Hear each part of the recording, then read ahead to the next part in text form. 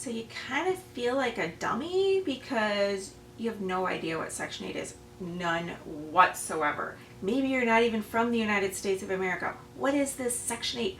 I'm going to spell it out super duper easy. And people have asked me, why am I teaching people about Section 8 with all these videos? I have like 20 of them, and I'm teaching every little detail about how Section 8 works. So I will give you a little bit of my backstory of why I'm doing that. So let's get started.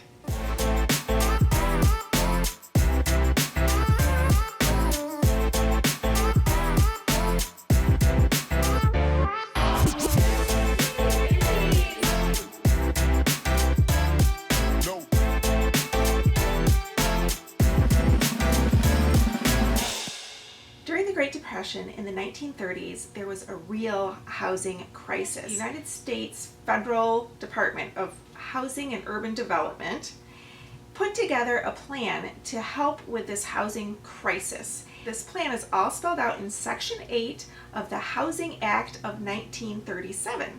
So people call it Section 8. But that's really not the politically correct way we're supposed to say it, but it's industry standard, so that's why I use the term Section 8. If you want to be politically correct, you would call it Housing Choice Voucher. So what is it? So HUD, Housing and Urban Development, gives money to PHAs, which are public housing agencies. They're all over the country, and these public housing agencies disperse vouchers to qualified people. In order to be qualified, they just have to be, well, not just anything. I've got a whole video on how they get on Section 8, but they basically have to be considered low income. It can be a veteran, homeless, a victim of domestic assault, or somebody with a disability, or elderly. But you'll find more details in that video that I made about how to get on Section 8.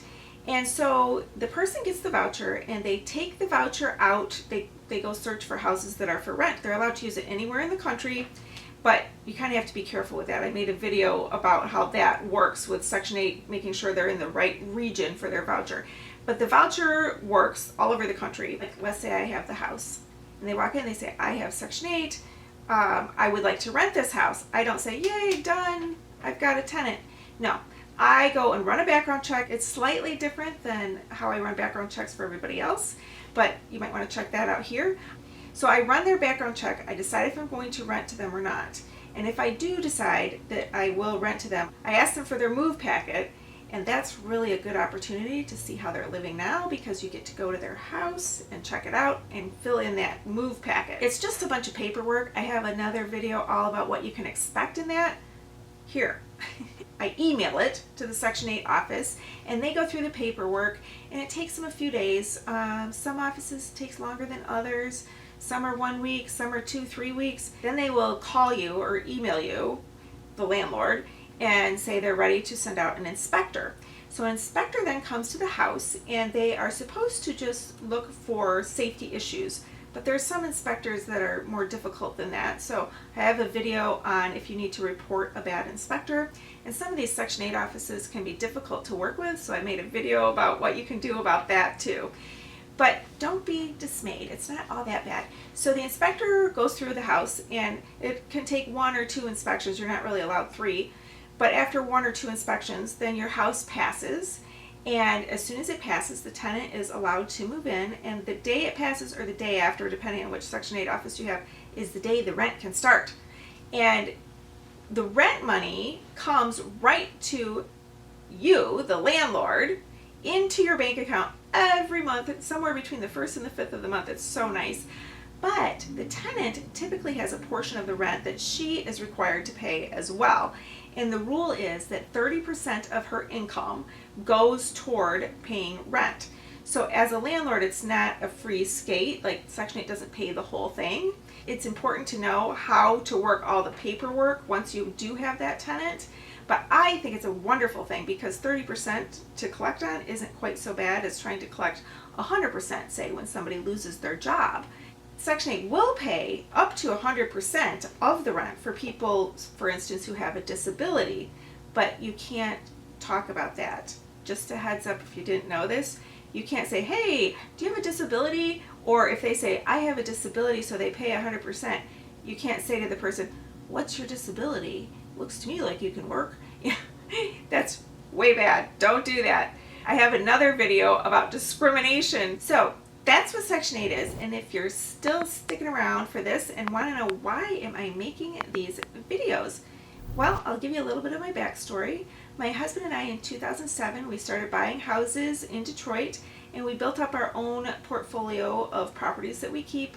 And I still have a lot of the same tenants from them. My first tenant, it has Section 8, and it's been paying perfectly every month, full pay. It's been wonderful. I have a positive experience with Section 8.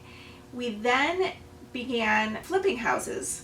And so what we do is we buy the house, we renovate it, we place the tenant in it, and then we sell it to investors all over the country and all over the world. And I started a property management company in 2015, and I learned a lot of good stuff from that. And in the process of all that, I joined my local REIA, which I highly recommend, Real Estate Investors Association. They're all over the country. I have learned so much there. But I joined my REIA, I got on the board, and now I'm the educator at the REIA meetings because I've been through the hoops. I've been through it all. So why am I making this? Why am I giving away all my years of experience on YouTube for nothing? It's not really for nothing, because I am hoping that investors all over the world and the country who are thinking about investing in Detroit might see some of these videos and say, she knows what she's talking about, which I do. And they might want to buy one of my houses that I flip. So that's one reason. And my other reason is just I really want to bring excellency to landlording. There's a lot of slumlords out there. So I hope to bring excellency, and I think sometimes it's just a lack of information. Check out my playlist, check out Investing in Detroit, check out my latest uploads, and subscribe to my channel so you get more of videos like this. And I sure hope you gave me a thumbs up, and I'd love to hear a comment. Thank you for watching. And hey, you're not a dummy anymore. Yay, you're smart now.